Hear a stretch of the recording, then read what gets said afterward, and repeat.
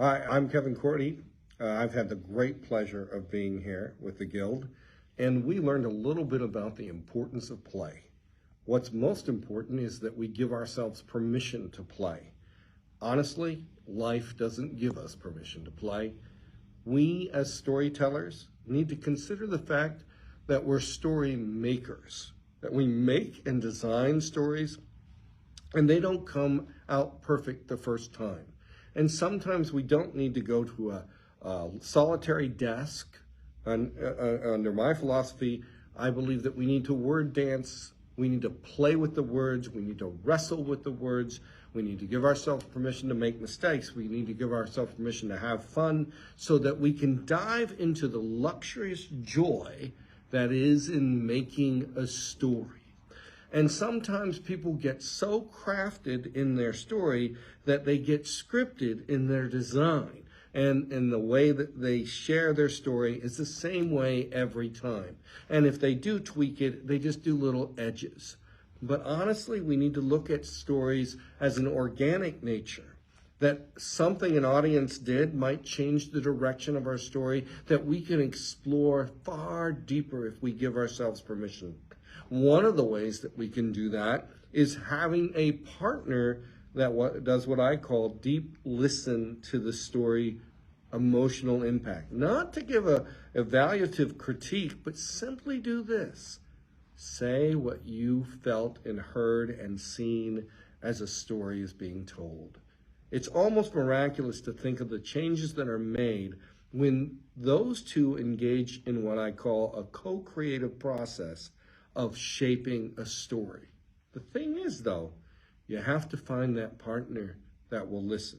You can develop your stories by yourself, but I would encourage you to just play in the world before you ever go to that solitary desk. Because if you write your first draft, often we are handcuffed to the words that we wrote on the paper. But story is about emotional appeal. It's about directional delivery. It's about the pulses and the impulses. It's about the impact moments, and it's about the silent cues. Not all of that can be subscribed to the scripted story that you have. And if you practice from a scripted story when it's not ready, then you need to be in the world where the story is most alive. And it's most alive when you have that deep listening partner, or you're practicing the stories in different ways. Deliberately try not to tell the story the same way. It has been a rich joy to spend almost 3 hours, or maybe 3 hours, working with such talented people in the Guild. Some coming to story for their first awareness, and some coming to their story after many years. We had someone say that they've been working on the story for 15 years. But from this practice and these techniques, not necessarily because I was the mediator of it, but because they found new discoveries. When you look at story making, storytelling, and play as a big ensemble of understanding with a listening partner, your story will skyrocket because it's always changing. I've been trained in various ways within the context of traditional storytelling coaching and non-traditional. And when I was studying with Reeves Collins at Northwestern University, he said to me, we don't give ourselves permission. And I said, you're right. You can go into a classroom, you can go into an environment, and you don't know if you can make mistakes. You don't know if you can play. And I have been in plenty of guilds. I've started guilds. I've traveled through guilds. And I see a lot of them coach and listen story the same way. There's nothing wrong with it, but I think we need to burgeon the envelope a little bit. I think we need to support each other, not just in the final story, when it's at a state of readiness, but when we're just putting it together. Lev Vygotsky is a social psychologist who said that in problem-based play, we are, quote unquote, a head taller just because we work together. And so why do we go to solitary desks to learn a story when we can learn so much more by deep listening and, dare I say, giving ourselves permission to play. My route to storytelling, I first started mimicking, I could mimic Elizabeth Ellis. I could mimic Donald Davis. I didn't know that. I mean, I learned from a tape, and I would do, I see a salty, or whatever the case may be.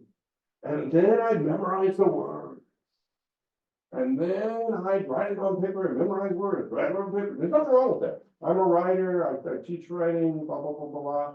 But I believe that if you have a telling mind, you will be both a better writer and teller and listener. And I want to show you some techniques that I've learned over the years so that we know the rich inherent value in play. You've all heard, get in here and do your work, quit playing around, right?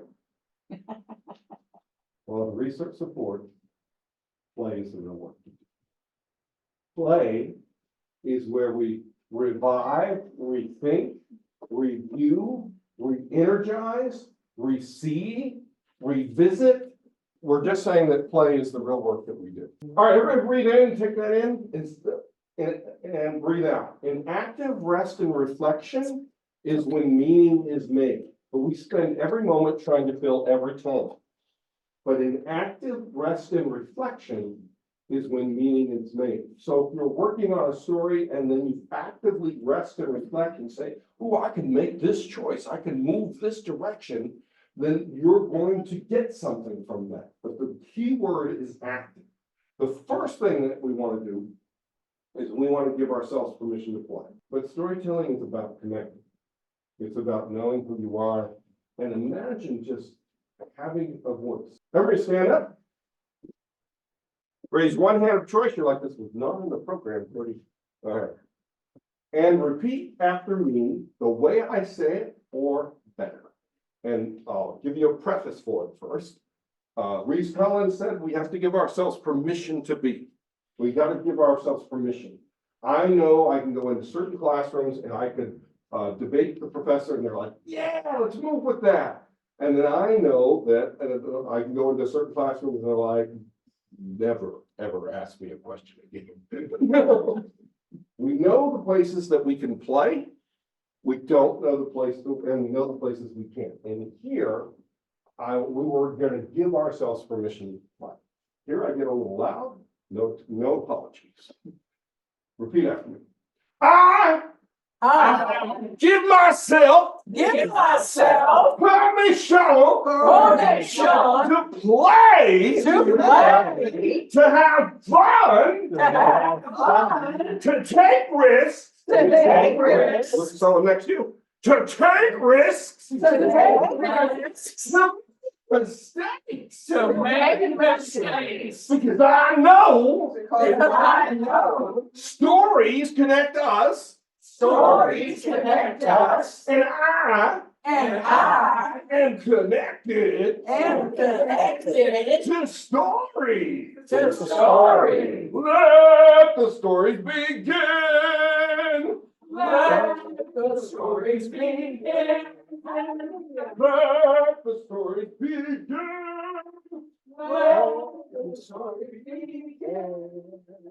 Let the stories begin.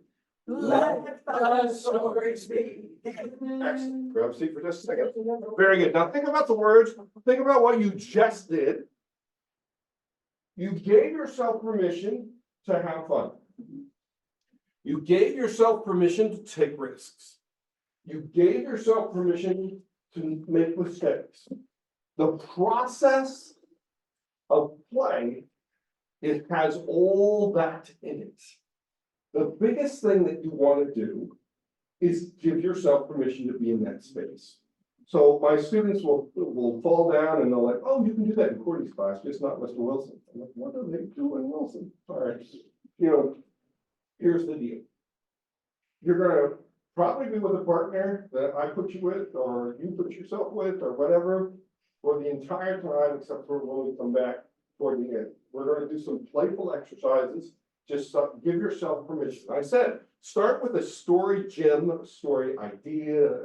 You can think of a story that you're already working on, which is perfectly fine, But I can guarantee you this, it's not going to be the same story that you have in your mind all the way through. If it's a completed story, it's like, I know exactly where I want this to go, and there's no deviation for change. There are stories like that. That's one you don't want to work on right now, all right?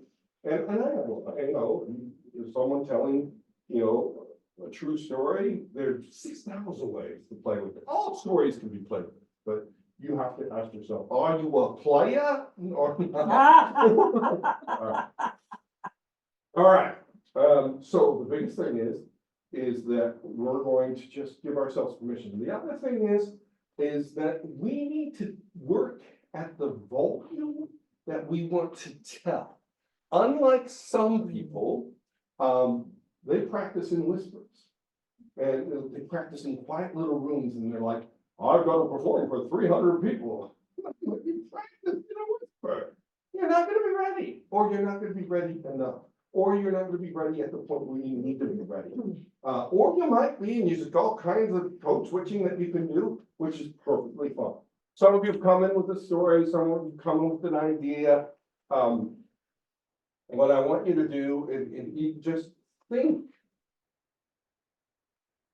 I have all this space. What am I most curious about? There are three things that are the most powerful advice that you can give when you're what I call deep listening. So deep listening is if this room was on fire, you can either smell it, taste it, or touch it because you're listening so well to the story. The other thing is you want to talk back in story. So we talk to people, how did you like the book? Yeah, I like the book, it was great. You want to talk inside the story. One of the greatest feedbacks that we can get is that you tell what you saw, felt, or experienced as a story is being experienced. Instead of, that was really good, I liked it, I could hear you. All those can be worked on, all right? What we're working on is the craft of playing with story. Here's the deal. Nothing is cemented. Nothing is nailed down. What we have is exploration. So if you're listening and you're deeply listening, well, let me show you. Ginger, come on up. Yep. All right. And oh, good. All right. Okay, so a couple things, and I'll just say this very quickly. We teach people to fear to speak. We say things like, you were so brave to get up and talk and actually say words. It was insanely, like, you're like a World War II hero, or and we say things like, I'll give you extra credit if you come up and speak. Or who's the first to take up the challenge of saying, I understand it can be, a little shaky or that type of thing. One, we need to avoid that. Lance Henson is a Cheyenne Native American poet who I met, who said to me once, stories are gifts. It's up to us to take them and receive them. And whether we're working with children or we're working with adults, we need to start using the language of gift giving. We need to say, that was an amazing gift. Who would like to share this gift that you have? Instead of, all right, we got this person first, and they're really reticent. And then you tell, and then people come up and say, I really, never tell us the way that we should react to a story. Always just let the story build its world. All right? Even if you're the most uncomfortable person alive, just let the story flow because it will move. 9 chances out of 10, or 9.9 chances out of 10, that story will comfort you by the mere act of telling. If you recognize that there's people, you're not telling in the back of the room or whatever the case may be. So, no wonder why you're standing here, Ginger. Yeah. I was wondering if you forgot. So, keep listening. I forgot the gender. Okay, so what I want you to do is tell me a memorable dentist experience.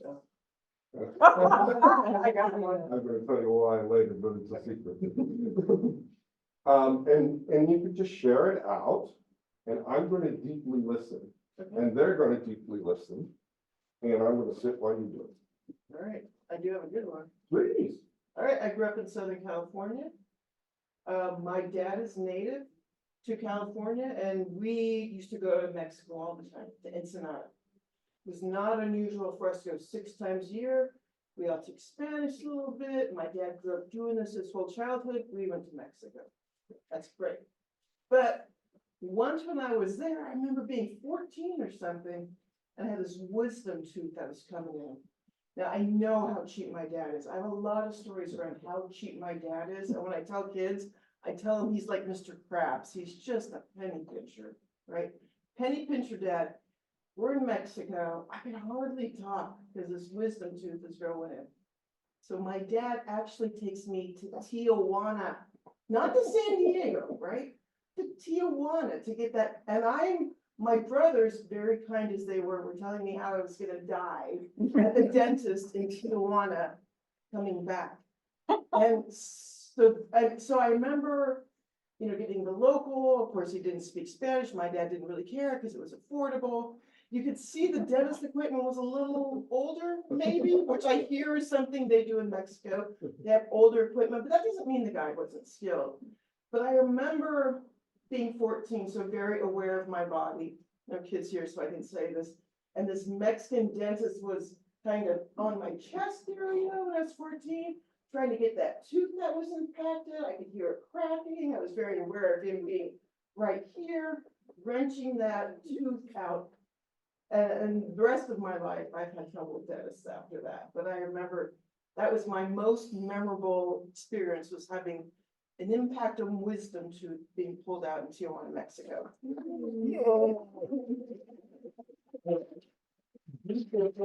Again, if this was on fire, we would neither smell it, taste it, but I want you to just listen to everything I say, because the next exercise is going to have to do it.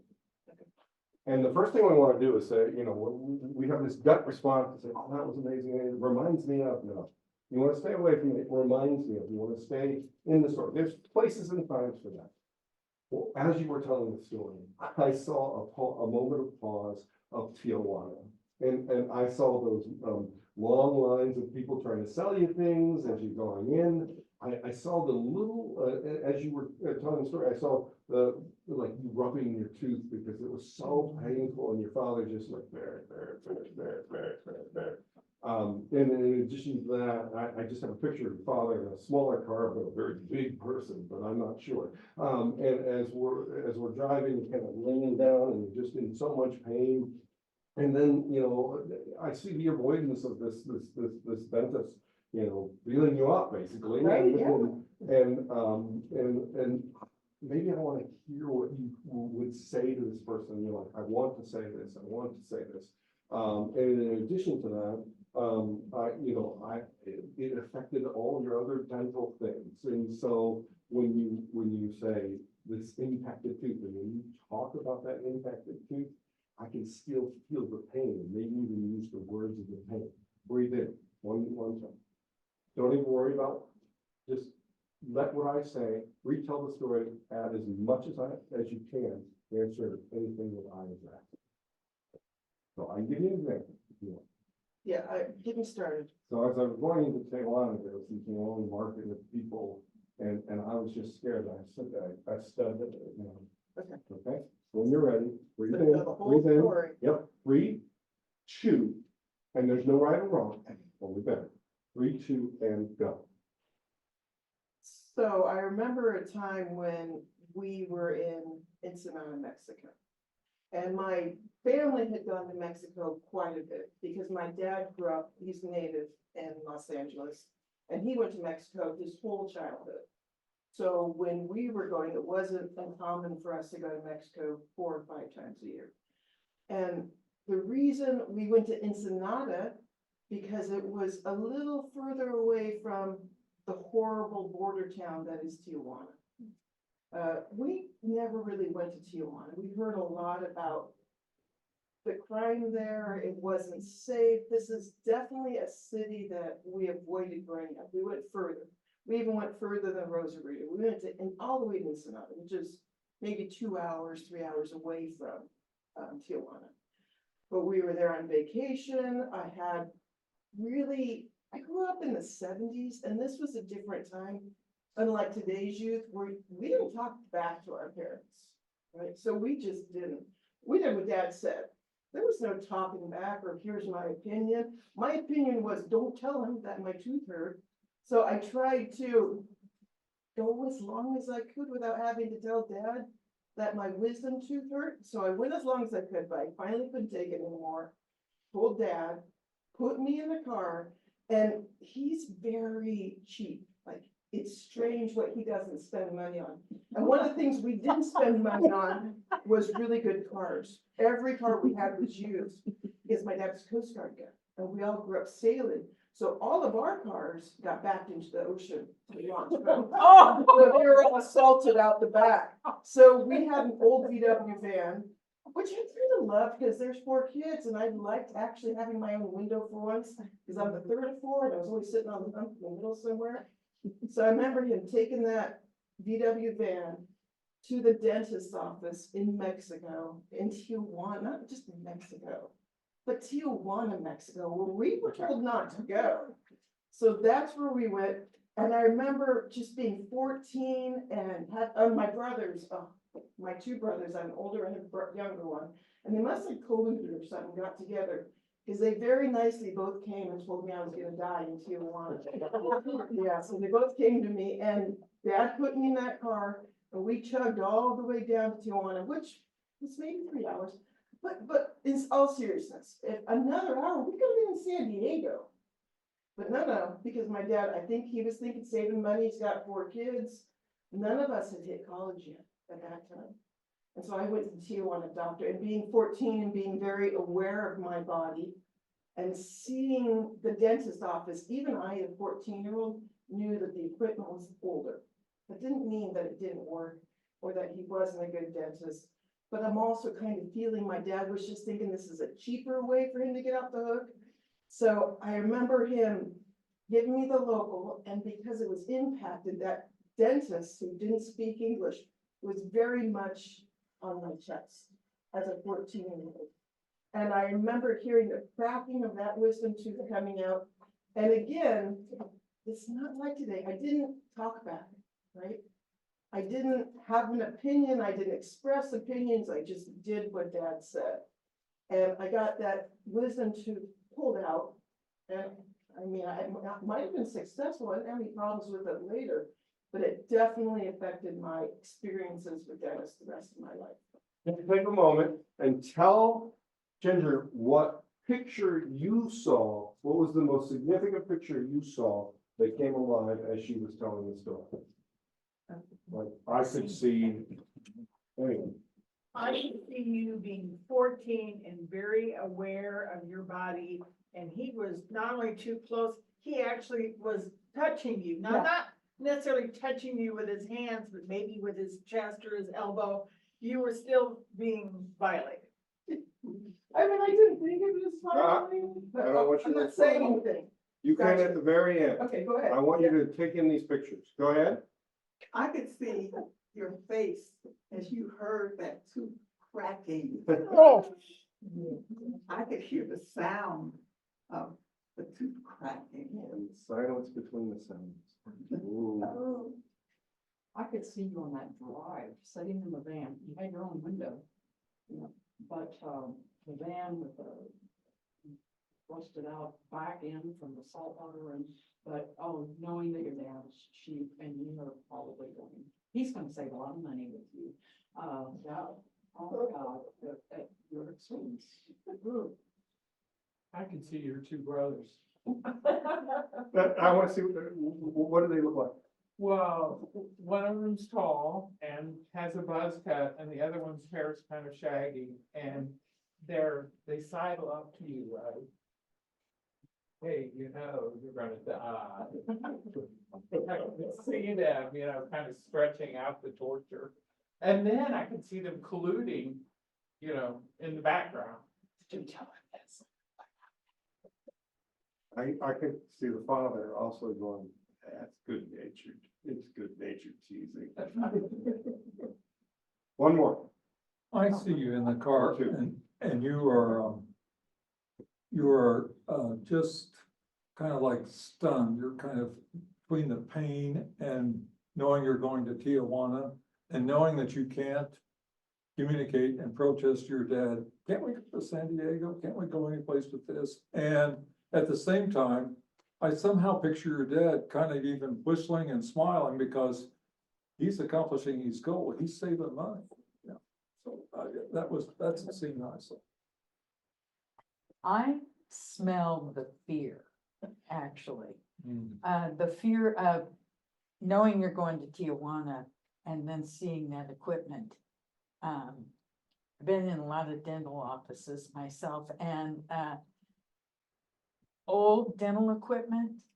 Oh, I could almost see you shaking going in there and I smelled fear.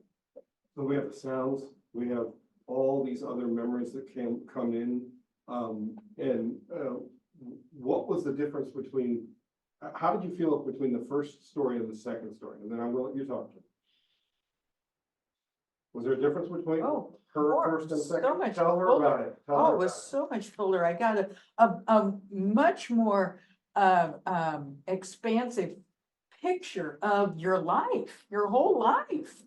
Suddenly I knew your family. I knew you and I don't know you. I mean, I knew you. I thought, I know this person. What else? You talked more about Tijuana, and the second time I was going, oh, no. You're not going there. Yeah, the first time I was like, okay, that was bad, and the second time I was going, this is bad, this is real bad.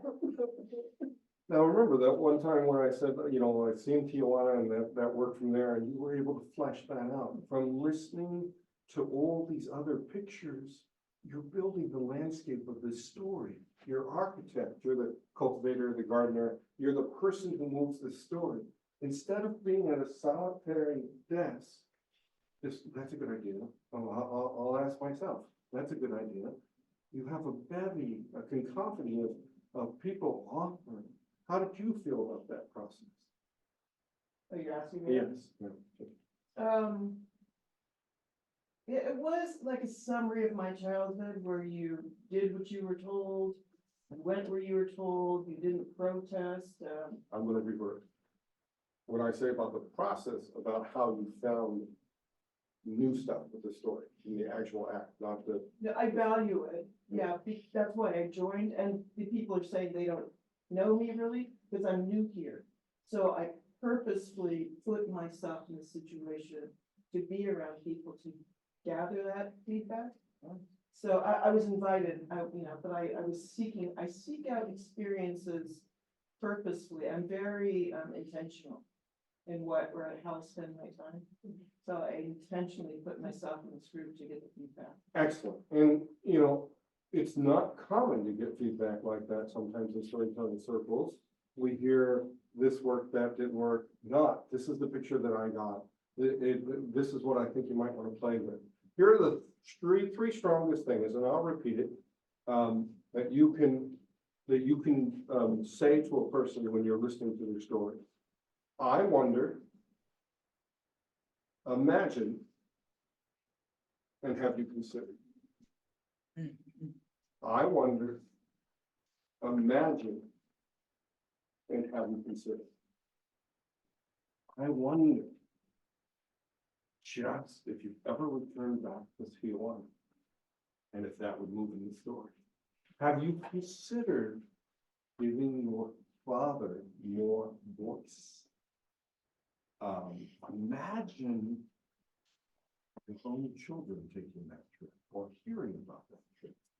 How would the story change?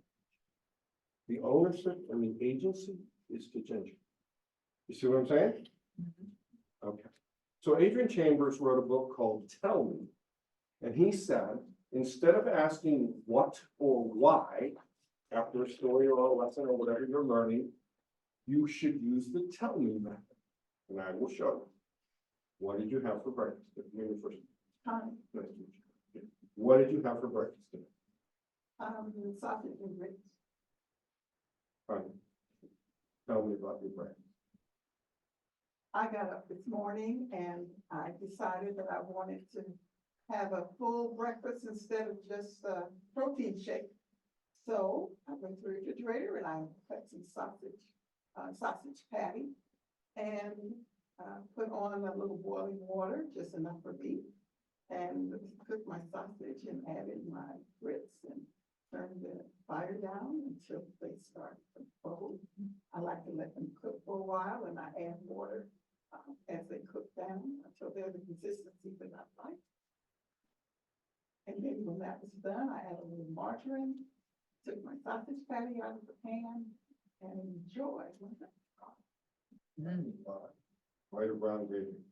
No gravy, Oh, no gravy? just butter. No, got it. Thank you. Tell me, what's the difference between what did you have for breakfast and tell me about your breakfast? What did you notice? More detail.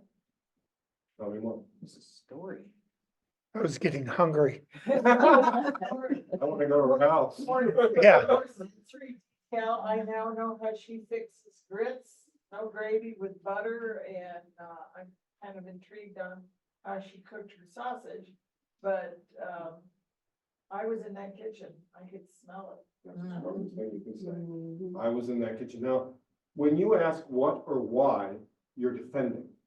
Adrian Chambers and myself say, but if you ask what or why, this is why, what did you have for breakfast? Oh, sausage gravy.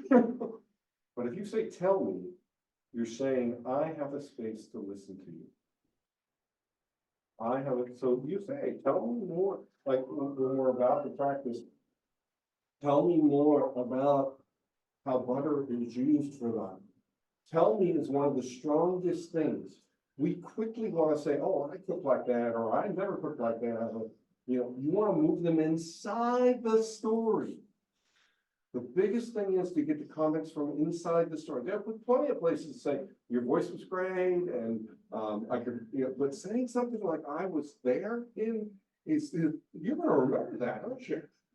It'd be a lot better, it's not as good as if I just said, oh, I could really see that story, you know, but I was in that kitchen.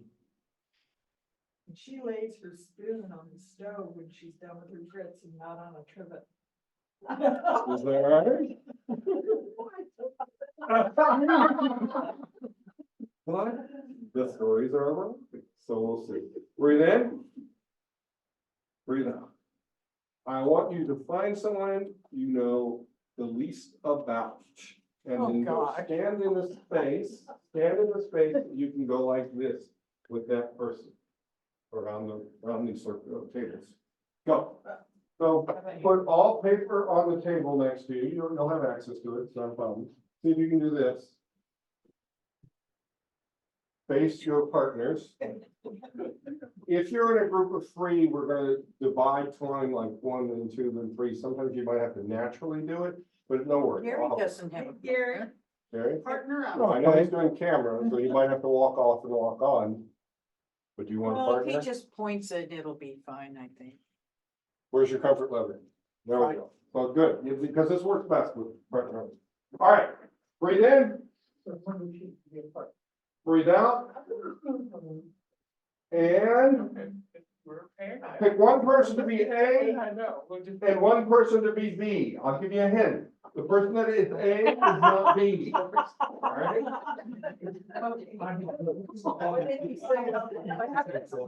One person's A, one person's B. You do not want a table near you. You don't want anything in front of you. Oh, he said if you're A, you're not. Make sure there's nothing in front of you like a table. Oh, okay. Open your space. There we go. Now, A's, take a deep breath. Breathe out. A's, I want you to introduce yourself to your partner, even if you know them, as everything that you are not, but as though you are. So for example, I hate books more than, I'm Kevin, and I hate books more than anything else in the world. You'll never find me telling stories. I have never, ever met, Navajo code talker, and, I don't live with two cats.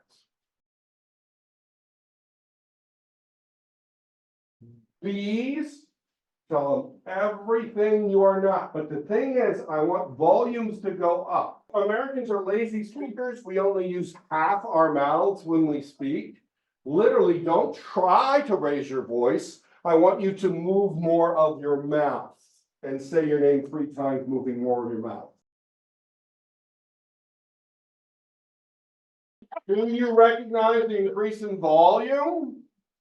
When that happens, again, you want to practice at a volume that you're going to command when you tell a story.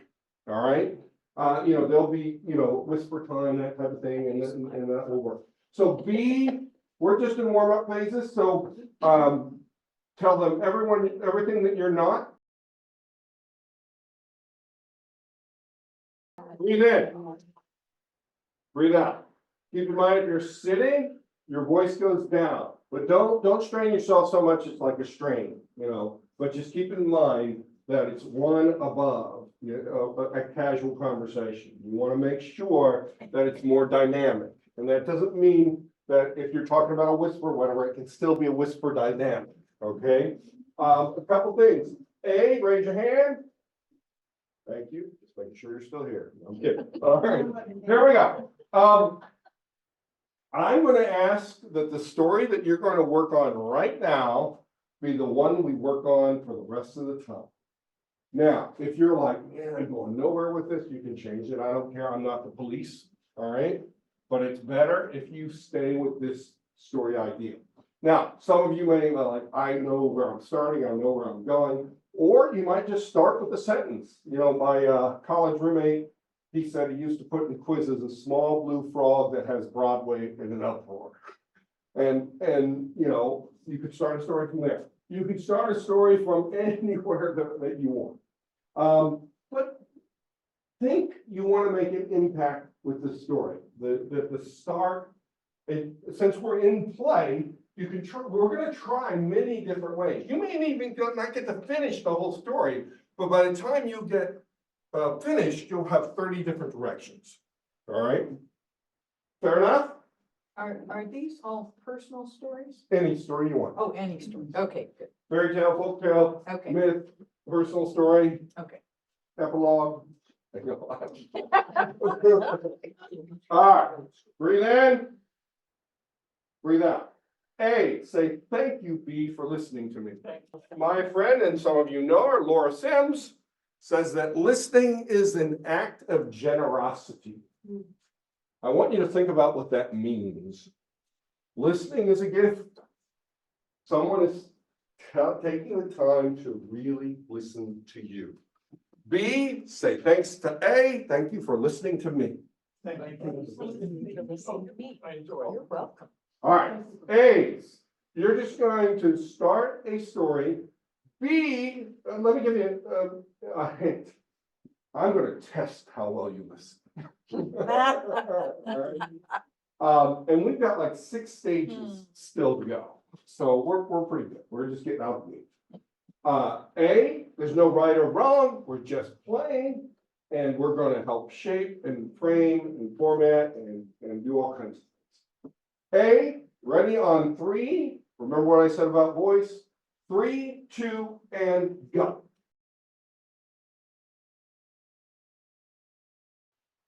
Take a moment. A's we're telling, right? B, take a big breath. Breathe out. Tell that same story back. As though they were telling you. I had a conversation about 2 things that were much clearer from the other person telling that you thought, wow, I could use that, or how would I expand on that? Just have a conversation around 2 things. You've had enough time to talk about at least one of those things.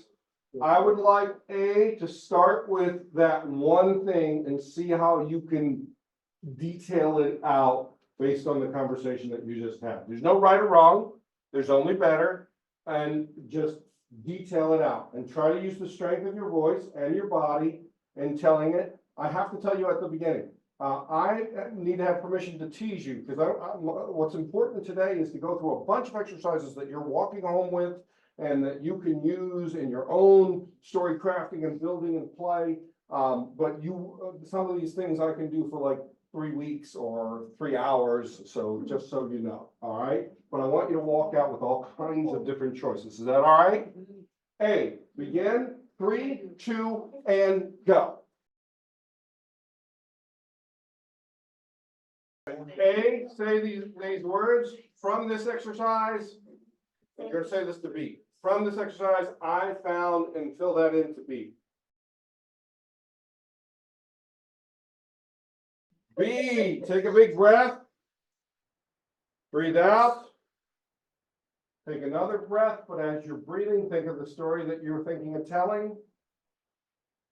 Hold for 3 seconds. 1, 2, 3. Breathe out. And 3, 2. This is now your story. Begin. Take a moment. If you were listening, tell them the 3 places. Describe for them the 3 places that were real. Don't say, I could see, just say the little girl was walking in and I could see her long hair and she had glasses and she dropped and, or whatever the case may be. Describe 3 moments that teller can revisit seeing. Does that make sense? 3, 2, go. So here's what we're gonna do. Viola Swollen is out of theater world, and she had a thing called side coaching, and it was really just short little sentences. I've taken that within a concept and created a different kind of coaching, which is side coaching. Side coaching is this simple rule: do everything I say. The only thing is, don't stop what you're doing. I am coaching on the side so that you're staying in the moment of story, because that's extremely important, that you're in the moment of story. Sometimes we break out of creativity going, what was that suggestion? When you need to stay in the story. And so you need not only a deep listener, we don't need that constant critic. Yeah, eventually we can have that person when we're ready. But when our stories are being framed and started, we need a compassionate, deep listener. But we eventually could use a side coach. And so I'm simply going to side coach, and don't stop. If you don't hear it, I'm going to repeat it. I'm going to talk over you, all right? And things like that. And then I'm going to show you power. So here we go. I want you to tell a story about a raccoon that's looking for his tail. And, or whatever you want to. Raccoon, that works for me. All right, and just start the story and I will side coach and even if I'm silly, I mean, if it's totally silly, we don't do it. Ready? 3, 2, go. So Robbie Raccoon was mad at his mom and dad. His name is Randy. Randy, oh, Randy, sorry, Randy. See, I'm so sure it's Robbie, and he was so mad that he wanted to be Robbie, but his name was Randy. And his brother stole his tail when he was sleeping one night. And he had the most beautiful tail, and his brother, Exactly. to him, it was beautiful. His Oh, brothers, okay. though, were Oh, so okay. sure. It's very- It had like 3 hairs. It looked more like a possum's tail than, you know, a possum's Stand on tail? one foot. Walk A on. possum's tail. You know, I take yoga. But and the raccoon who wanted to be Robbie but was not, he also does yoga. So he What color his eyes? balancing. He had red beady eyes. He was really not a very pretty Started raccoon. running. Running. He was looking everywhere for his tail. Where was his tail? Where did his brother hide it? He looked under the rock. My tail, my beautiful Something tail. eating it. Oh no, it's a centipede eating my tail, and I hate centipedes, the ones with the wiggly legs that go like this, and it's just Centipede talks. chopping. Excuse me. Centipede talks. Centipede talks. Oh, the centipede's like, this is not bad. East Texas.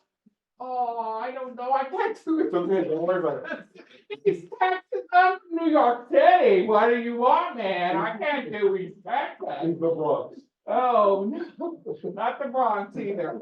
I'm not very good. Where is she?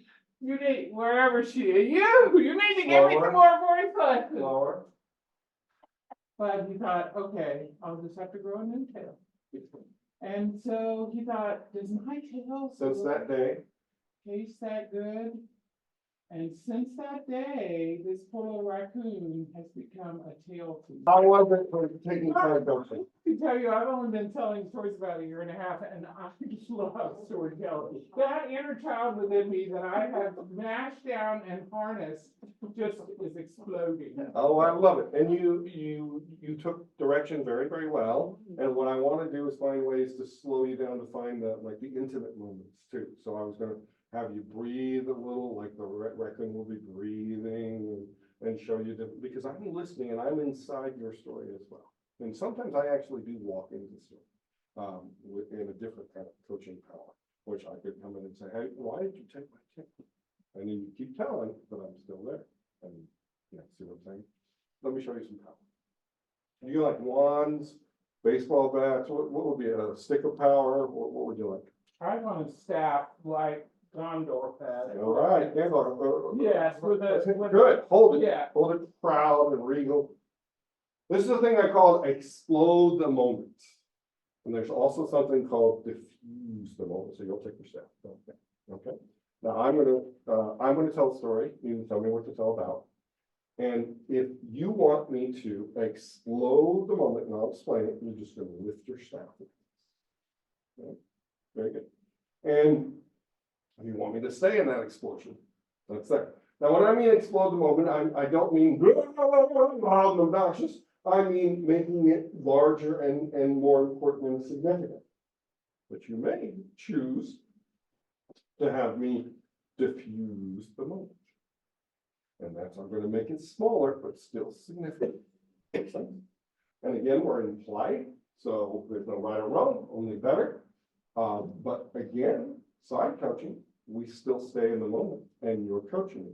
Now, when I work with kids, they want to out clever. I can do that, but it's not going to serve the story. The real thing that I hope we find is that you're shaping the story with me by your power, and we share power. The true work of storytelling is a co-creative art. It depends on the listener, it depends on the teller, it depends on the audience, and in the story making phase, it depends on how we respond. And this is another way of responding. What's my story about? Stories about the moment when your two cats became friends. Seymour, what are you doing there? Seymour, you can't stay. Milo, what? You guys are getting along. Quit that. I just said you were getting along. What's going on here? You need to separate. Kumbaya, my lord. Kumbaya. Come on, Seymour. I don't want to stay too long. Milo, you're sleeping. That's so nice. But you wrecked my office chair. It's okay. I love you all the same. I need a new office chair. I need one soon. Seymour, I'm gonna get you a chair. Milo, I'm gonna get you a chair so I can have my own chair and feel like a Goldilocks of office land. And now I don't know what to do. You guys just don't fight. I'll be calling you Rocky Balboa and oh, sorry, and that's just weird. Yes, I was like, okay, let me see some power. Now I get to do it for you. Your story needs about a bull that you couldn't ride, despite many attempts. Actually, when I was a kid, I did ride on it. It wasn't a bull. We didn't really have bulls on our farm. the neighbors had a bull, but bulls take special fences and you really don't want to get in the field with them. So we started out with our old dairy cow and she was old and we milked her. But I tried riding her and have you ever been on a cow? Their skin is like this. And so, we don't have a saddle or a bridle or nothing. So I'm getting on there and the skin's like coming around and I'm trying to get my leg over and the skin's pulling off. And I think, if I'm gonna ride a cow and I can't even get on the stupid cow, how am I ever going to ride a bull? But maybe bulls, maybe their skin is not so, maybe it's not so loose. Maybe bulls have tighter skin. So I started watching the bull across the fence, and I'd be sitting on the fence and he'd be over there. And one day, it was after mating season, so he had calmed down again. We're all adults in this room and we know what bulls do, right? So he was calm and I thought, I can sneak up on him. So I'm sneaking and he goes, how bulls do.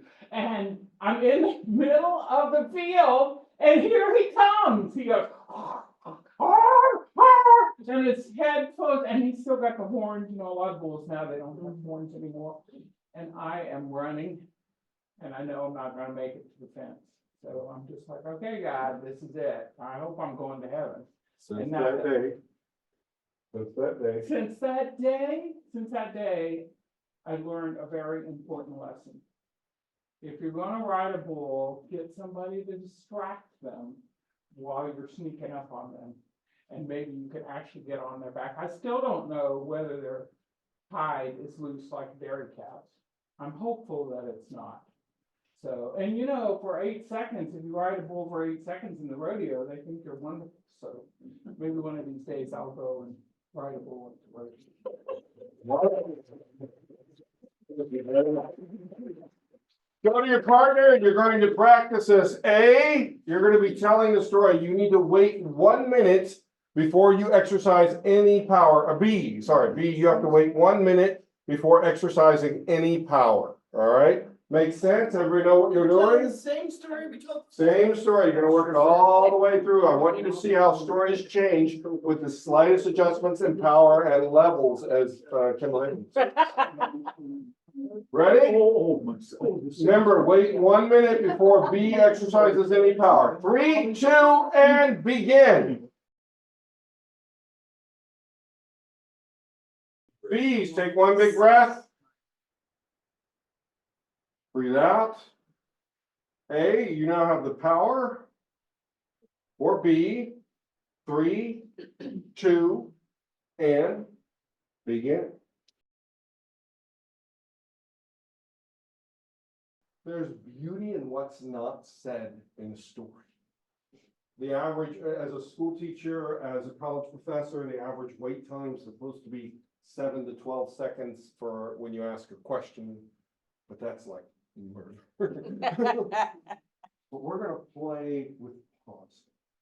Anytime we're telling a story and we'll go like this, then you need to take what I call a meaningful pause. Not a pause, but a reason to pause with them.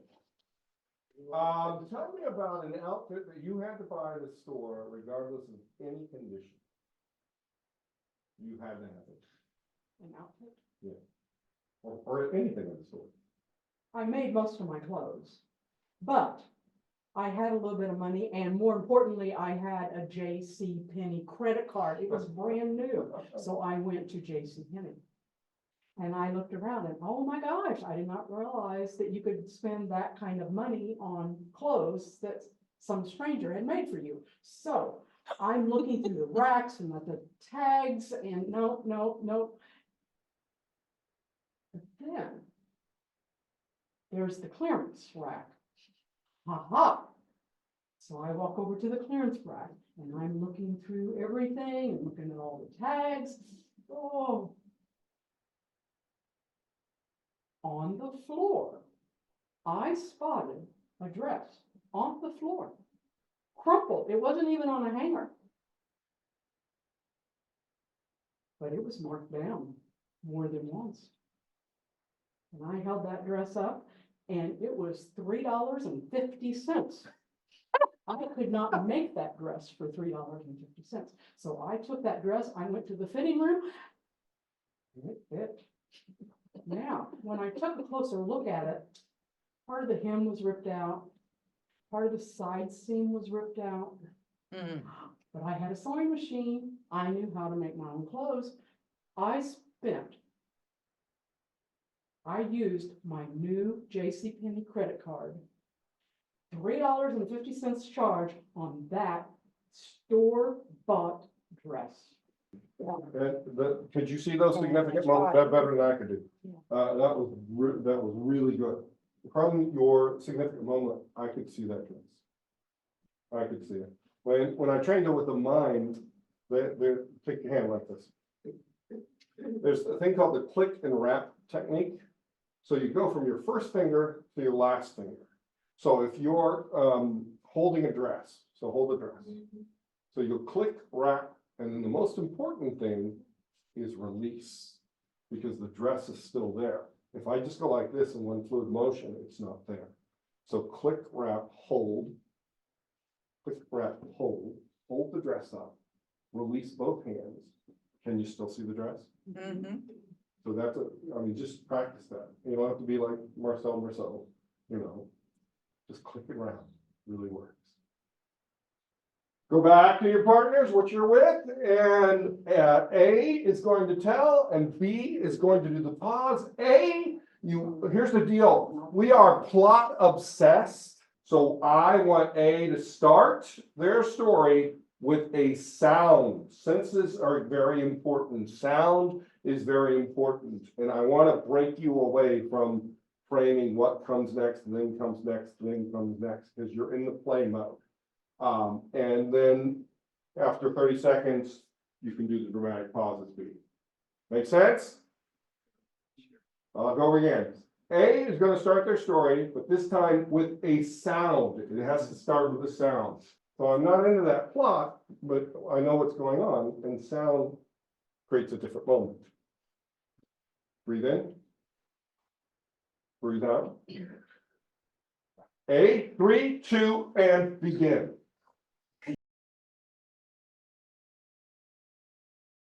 B, we're going to do something called hold still time. I said that active rest and reflection is when meaning is made. We often want to rush through a story, but we have told, or we're even like getting a pattern. Your partner holds still time, which means when you get to a moment, when you get to a moment, you go like this, and you do not leave that moment until the person goes like that. Oh. Okay, so if you're, well, tell, what's my story about?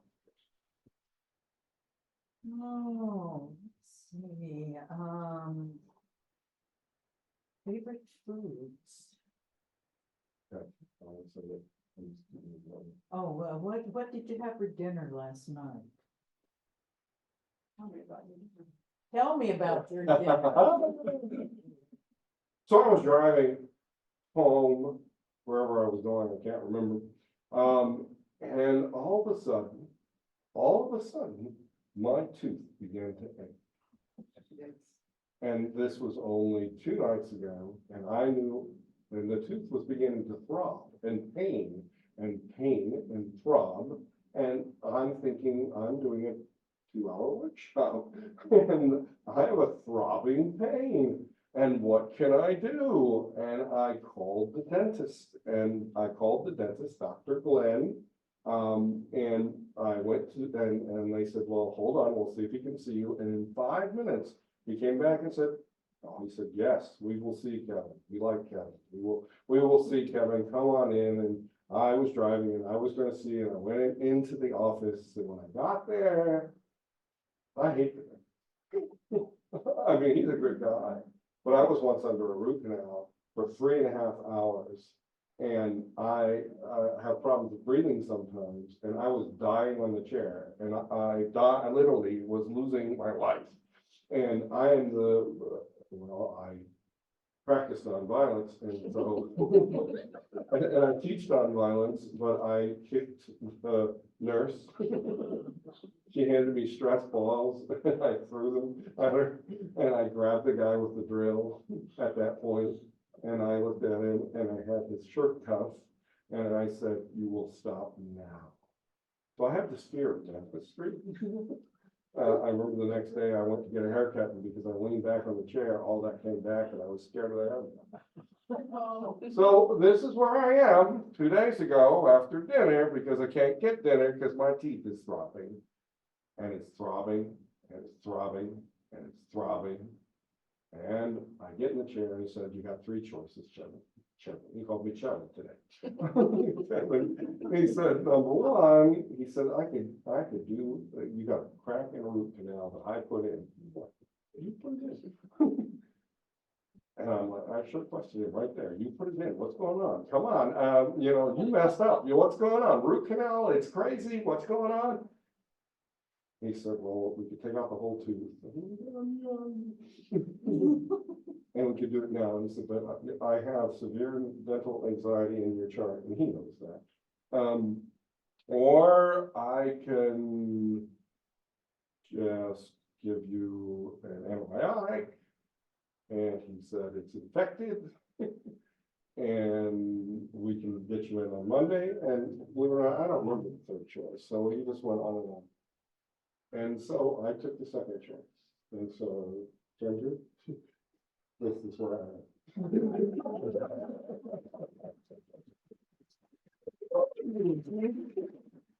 So when we do this, you have to stay. hold with the moment that you're talking about right now. Because we often want to rush the story, but like you did that and you had it on the tooth. So I had to talk about the pain in the Right. tooth. And that deliberately, now here's the deal. So you can't take the next chronological step in your story. No, No. Joyce knows story. So the more times you do this, Joyce will be like, "That would be an excellent time to hold on to, so Kevin can see that differently.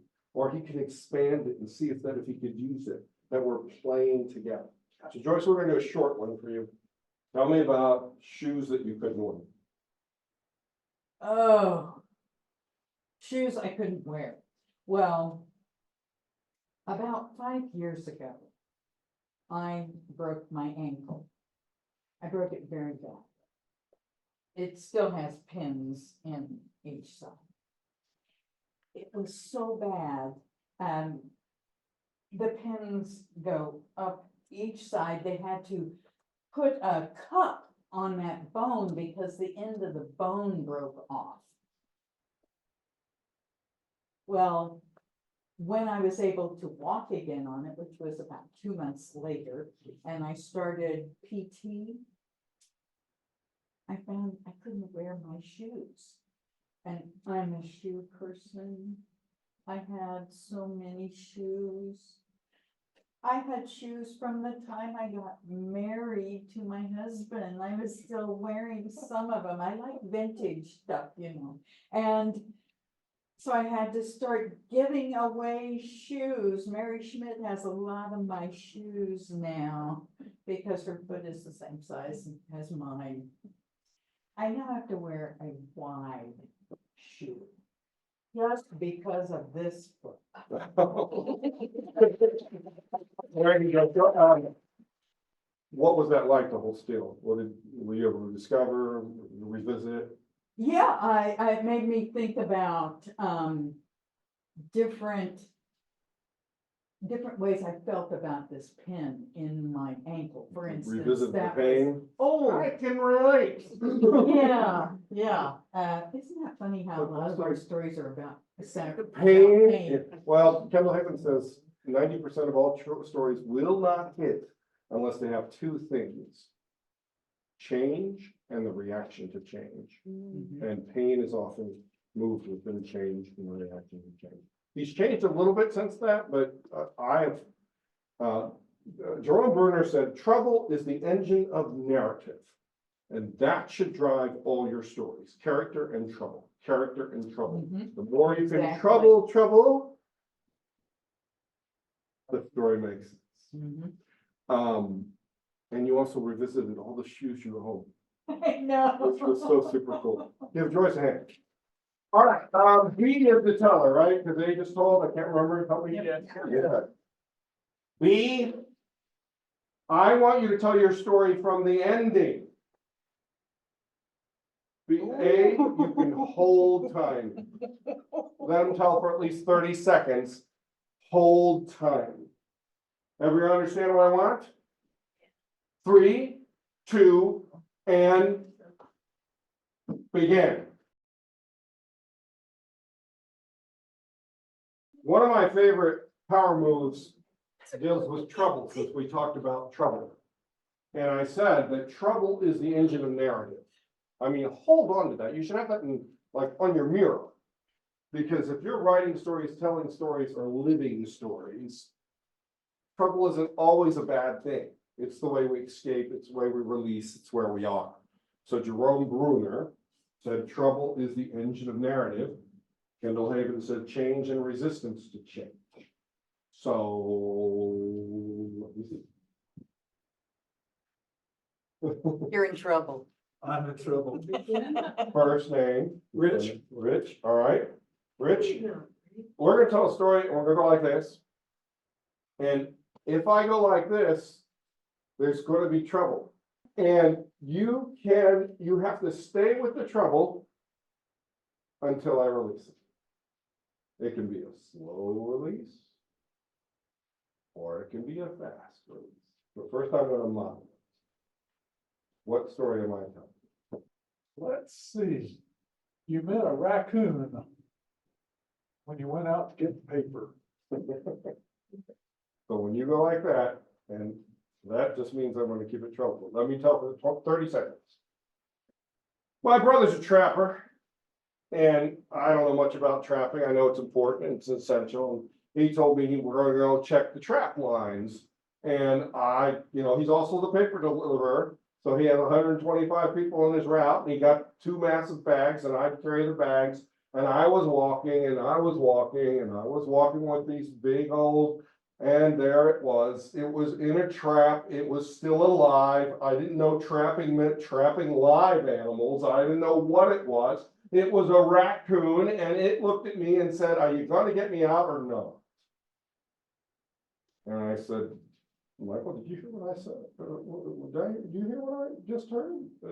He said, "Don't pay that raccoon no mind. He's always talking and he stays in that trap." I said, "What are you talking about?" He said, "Yeah, I talk to it every day and he just likes that trap. It just stays, and then traps." And the raccoon says, "Look, if you don't get me out, they're not giving you 3 wishes." I said, "I didn't know you were giving me 3 wishes. What's going on?" He said, "The first wish is that I'm gonna wish that you don't ever get to deliver a paper again." And I'm like, "Oh, that sounds pretty good. I like it." But he said, "But I'm going to send a demon after you at the same time." I'm like, "Oh, well, if the demon doesn't get the paper, and what's going on?" And he breathed, and so I'll give you a chance. I said, "Michael, are you hearing this conversation? You're the older brother. What's going on? I need some help. There's a demon coming after me." He does that all the time. There's demons everywhere. Every time I go on this trap line, I find at least 2 demons, Kevin.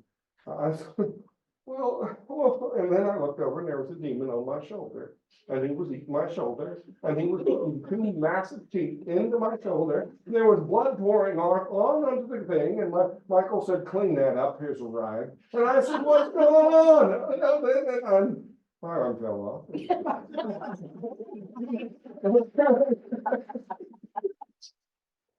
Very good. How did it feel that to the story? It was good that I was controlling your, Good flow. and it was interesting that you could keep it up, as long as I did. I liked. And He again, likes and power. if I couldn't, it's just play, we're working through it. All right, for some reason, you have to learn geometry. Oh. Why in the world did I learn this in high school? Now this job says I've got to have geometry. And it's gonna teach me. Can't go back to Euclid. I think that was the name of the man that came up with that geometry stuff in the first place. Maybe I'll just get me a book. They surely have geometry for dummies. But I open it up and I don't understand the first sentence that it says in it. It says something about planes and points, and I have no idea what those are all talking about.